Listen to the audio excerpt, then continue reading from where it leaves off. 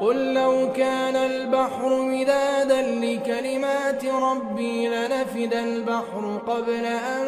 تنفد كلمات ربي ولو جئنا بمثله مددا قل إنما أنا بشر مثلكم يوحى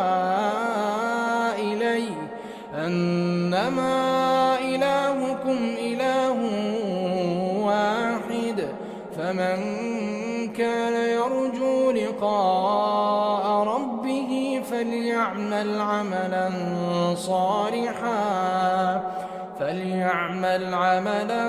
صالحا ولا يشرك بعبادة ربه أحدا.